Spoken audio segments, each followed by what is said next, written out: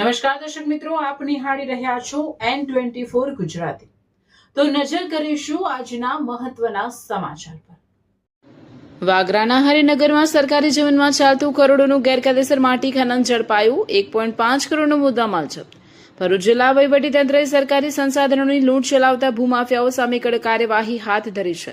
જિલ્લા વહીવટીતંત્રના માર્ગદર્શન હેઠળ પ્રાંત અધિકારીની ટીમે 17 જૂન 2024ની મધરાતે વાગરા તાલુકાના હરિનગર ગામની સીમમાં આવેલા સરકારી સર્વે નંબર 10માં ઓચિંતી રેડ પાડી મોટા પાયે ચાલતું ગેરકાયદેસર માટી ખનન ઝડપી પાડ્યું હતું।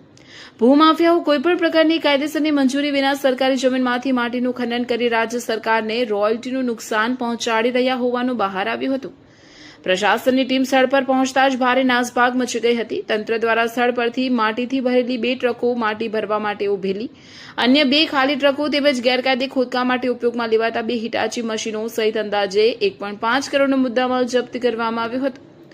જો કે અંધારાનો લાભ લઈને 2 ટ્રકો ફરાર થઈ જવામાં સફળ રહી હતી, જેને શોધવા માટે કાર્યવાહી શરૂ કરવામાં આવી છે। હાલ ખાણ ખનીજ વિભાગ અને સ્થાનિક પોલીસ દ્વારા સંડોવાયેલા તત્વો સામે કાયદેસરની કાર્યવાહી અને દંડ વસૂલાતની પ્રક્રિયા હાથ ધરવામાં આવી છે। પ્રશાસનની આ કાર્યવાહીના પગલે સમગ્ર પંથકના ગેરકાયદેસર ખનનકારોમાં ભારે ફફડાટ ફેલાવશે। ચોમાસાની સિઝન નજીક આવતા વાગરા પંથકમાં ભૂમાફિયાઓ વધુ સક્રિય બન્યા હોવાનું સામે આવી રહ્યું છે।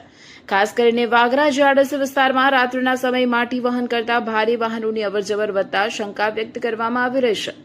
સ્થાનિકોમાં માંગ ઉઠી રહી છે કે વહીવટીતંત્ર દ્વારા રાત્રિ પેટ્રોલિંગ અને ઓચિંતું ચેકિંગ વધુ સઘન બનાવવામાં આવે, જેથી વધુ ગેરકાયદેસર ખનન કૌભાંડો બહાર આવી શકે।